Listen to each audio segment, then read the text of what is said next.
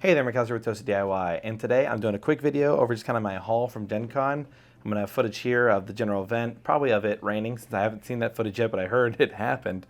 I was walking between halls when I heard that a pipe had burst in Hall B, so there's some footage of that there. But overall, Gen Con's a pretty fun event. If you've never been, I would say it's probably like a little past its heyday, but it's a pretty good time if you can get in there it's pretty fun for like a weekend. Just go in there, get a look at a bunch of fun board games, find some interesting ones, and I think my favorite part of the whole thing is mostly exploring the floor, finding board games I don't know about, and then finding ones that I've kind of heard of loosely. I was really looking for Earthborn Rangers this year, but they don't have a booth there, so I ended up finding this game, and what I look for is something that kind of draws my eye and then has an example set up. So what's cool is you will oftentimes get to walk past some small game, have no clue what it is, start talking to the person, next thing you know you're playing the game, and next thing you know you've owned it, and the person who sold you that or helped you learn it was the creator of the game. So it's pretty fun. Oftentimes you can get the artist if they are the person expoing their game, like a publisher will be there, and when that publisher is there, they'll invite and bring all the people who created the game or the artists and have them run the booth.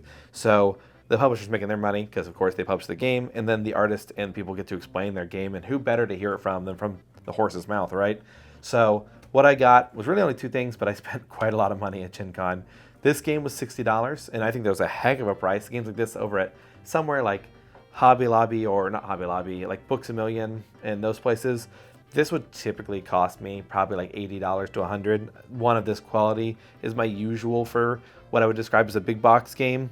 Ones that, 45, 75-minute games, they take a long time, and so they have a lot of parts. And that in mind, this one's very quality. Everything's made of this super nice cardboard, so was surprised it was only 60. However, this and a set of dice that I don't have with me today, I realized I left them at home, was about $200. But this is a full RPG set. So as far as playtime goes, that kind of lines up for me. And I also bought all the supplemental books for this. I did not need to do that. That was something that I got carried away, to be quite honest with you. But let's take a look at these two things and get into what I thought they were interesting, and maybe some thoughts on Gen Con as we do that. But first we have 12 Rivers here. 12 Rivers, might make a video wholly on this, but it's a pretty cool game. It features this interesting like map or board, however you'd want to describe this. Folds up really easy. You have little tripod legs on the back you throw on. It took me 3 seconds after pulling it out, but the most interesting feature, of course, is the fact there are these 12 rivers or channels down the top. When you play with a full group of 4 people, you use every single river, and the fun is you take these little tribe tokens and you would decide where to place them on your board, and by placing them down, they slot into these little holes here, and they'll block out spots on the board, and this kind of decides what actions you're taking. So think worker placement game, but a little bit more tactile, because you're fitting in these little slots, and when it's time, the river's open, all the marbles go down. It's pretty fun to watch. You set this back in there, and then everyone kind of gets to decide. So if you blocked some marbles, you get to take one out and put it in your slot.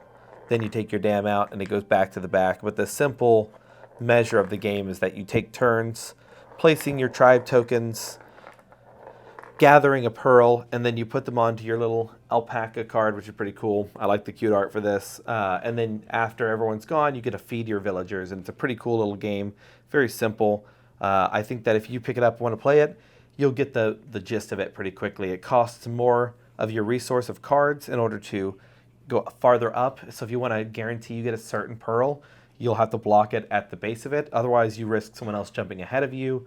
But if you go first, if you are greedy, you spend resources and you're likely to go last in the next game. So your turn order is based on how greedy the decisions you take are. So you can always go middle of the road, but you may not collect everything you need depending on the villagers you get, because every villager has its own little card of what they want to gather, and then what they get points for. Some of them might be for getting one of each color, some of them might be for every completed character that you fill out their pearls, and some of them are for every color of a certain pearl. If you have the most of them, you get certain points. So a lot of fun win conditions, and a lot of fun playing this game. I really like it. It has a little bag, nice cloth bag for your pearls, and then when you need to reset, it's just as simple as putting your thing back on there. Whew.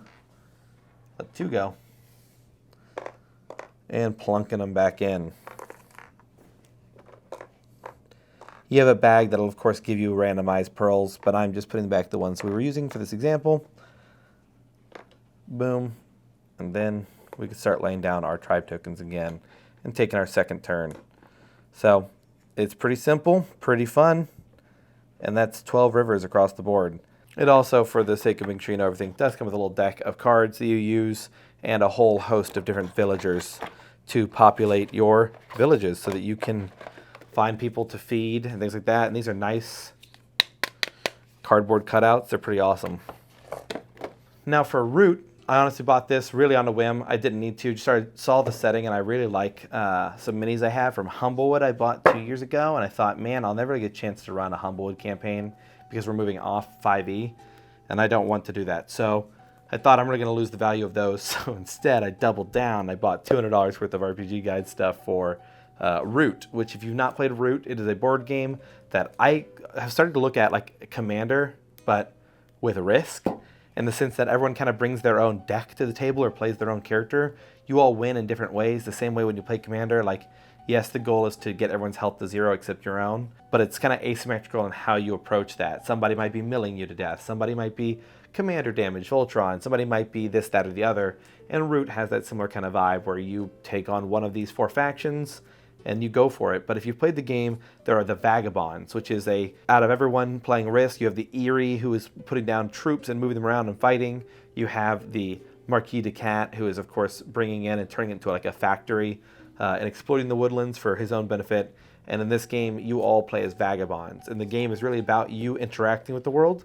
And I've not really looked at it too much. I just was fascinated by the idea, and then I had never heard the term, but the man showing me the booth said it runs off the Powered by the Apocalypse system, being that you don't really roll to find out if you can do something. In D&D, you would say, and it ends up kind of looping into itself. It's a more matter of semantics, but I think it changes a little bit, which is that in D&D, you can roll to, for instance, hit an enemy.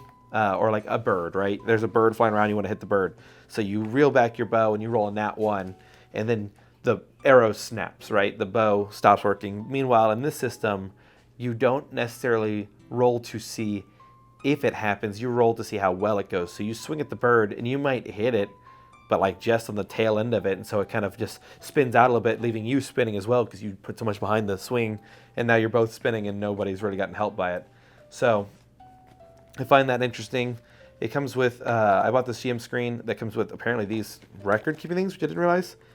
GM screen and campaign notepad is what's on here. So we've got things that say like the landscape, the dominant faction, majority of denizens. It's a clearing record sheet, so I guess different clearings for different things. So we can figure out events record before play begins, Vagabond's first visit, the war continues, Vagabond's second visit. So yeah, I can just check the different clearings and see how it's going, which I don't know how that works truly, but we will see when I go to play this. I'll probably do another deep dive specifically into this. So these will be up here for the next week or so while I do a couple videos over them. The GM screen itself, quality. I like collecting GM screens for different games because I think the GM screen tells me what I want to know about the game. If I don't know what it's about, this is usually maybe the distillation, the final accrual of the most important rules. They often get put on the GM screen because the GM is going to need quick reference for the things that happen most often. And on this one, we have one for NPCs. We have random character traits, group of NPCs and mobs, names, very good. But overall, it seems pretty nice. So we can set this up. I like that it's kind of a smaller one. I've been moving more to using a laptop, and with this game, I feel like I would probably stick to pen and paper for the theming of it. I like some games are more like Pathfinder, Draw Steel. They're more digital to me. I don't think they're as fun on paper because it's so hard to navigate them when you're learning. I think they'll be fun after I've learned. But in this case, we also got 3 different books. We got the core rule book, one about the different like people that live in the valley and some different races from the expansions of Root, and we have one about essentially ruin diving, and so more like dungeons with monsters. And so I've not looked too much at it, but let's go ahead and take a quick peek at some of the art in each book. But overall, I think it is the art that draws me to Root. It's got kind of that, is it Redwall? I've never actually read it, but when I look at Humblewood and I look at Redwall, there's this fine line between playing a game where you get to play animal creatures and being a furry, and I don't want to lean towards that. So games like Power World, for instance, they were, fun fact, at Gen Con. They have their own card game they're coming out with. Don't know how that's going to look, but saw a lot of people visiting their booth. But in general, the Digimon Power World sort of evolutions don't really appeal to me when they become more humanoid. I think Pokemon being Pokemon is always part of the fun. Like, I want Charmander, not necessarily Blaziken, even though I like Blaziken because I grew up with it. But he's that fine line between just about to be human, I don't really like it anymore. I find that's a weird evolution thing for me. But the art for these games always shows what I can only describe as just silly creatures. And so it changes how you play the game. Like, I mean, what, just the DM screen? Now that I'm seeing the back of it and seeing like these little critters, I'm really excited to play through this because I think my friends will pick silly characters. I think one person's already excited to be like an otter who's there for capitalistic reasons. Or I think he said River Otter or the River Guild's Sopranos campaign. And so that was a phrase I thought was pretty cool. Here we have the first book I'm going to open up is Travelers and Outsiders. And so it tells us that it's about new faces that haunt the woodland paths. It's a supplement for Root, and inside you'll find 10 new playbooks, expanding the types of vagabonds you can play, including pirates, raiders, scholars, heretics, raconteurs, and more. 4 new expansion factions, the Riverfolk Company, Lizard Cult, Grand Duchy, and the Corvid Conspiracy. And then you have dozens of expandable moves and tags, weapon skills, robust faction turn mechanics that bring the setting to life as faction seize holdings, build structures, and plot mischief around the woodland, and 2 new clearings, the Heartwood and Sundew Bend, that focus on adventures in the following new expansion. So it says that this is time 2 to 4 hours, players 3 to 6. I don't know how they come to that, to be honest. I don't know if that's like a normal thing. I've never seen that on the back of an RPG book, because on the core book, let's see what it says. Yeah, time 2 to 4 hours, rating for everyone. So I'm guessing that's just based on it's for everyone, and that's about how long a session takes. But I was told you can keep playing campaign style or continue on. I wasn't sure if this one had like an end state with how it was written. So the guy who told me this, there was a weird mix between when I open a new RPG and I don't understand what's going on, like I read the rules and nothing clicks, that there's a mixture of fear and excitement because I've never experienced it before and I've never experienced it before. So I don't know much about this system and I'm excited to get into it and peek, but just looking at the art and seeing some of these things, pretty awesome. And I think they look nice. I do like that they're smaller, like everything being a little bit smaller feels fit in with the like adorable nature of it all being woodland. You have what they call a playbook, which seems to be like your character sheet. It tells you who you are and what you can do. But overall, the Root rulebooks, they look pretty cool. I will do a more deep dive in this. I'm realizing I probably shouldn't get much further than I have. But thank you all for watching. If you have any comments, leave them down below. I'm gonna leave you some just B-roll shots of the different things. But I'd highly recommend, if you've not seen this 12 Rivers game, you're looking for something more casual, maybe an intro to worker placement games. I think this could serve a pretty good purpose because a lot of worker placement games are kind of ethereal. You set down here and you'll receive wood. That's okay. In this game, it's very visual. I'm gonna receive this eventually, maybe. The risks and rewards are very apparent, and I like games that intro people in. My fiance Cass will not play games that aren't cute. Critical flaw, honestly. There's so many great games she won't play with us because they take too long. She says, I don't like doing a 45-minute setup for a 30-hour game, just not her thing. But this game, I believe, will explain worker placement with this cute ability for that, and then it helps me that the tokens are called fairy tokens that you gain. That's also great. The alpaca is there, and there's an orange one, so everything that this game could do to get her to play it has happened, and I'm very excited, and I think you should play it as well. Just 2 to 4 players, you just adjust via the number of rivers in play, and it's pretty cool, it's pretty simple, and I think it's like 5 rounds and you're done, and I think we were able to get 3 through with reading the rules and learning the game. We got to our 3rd round playing at the convention when a tornado warning came out, so we didn't get a finish, but pretty cool. Excited to play more of it. Thank you all for watching, and peace.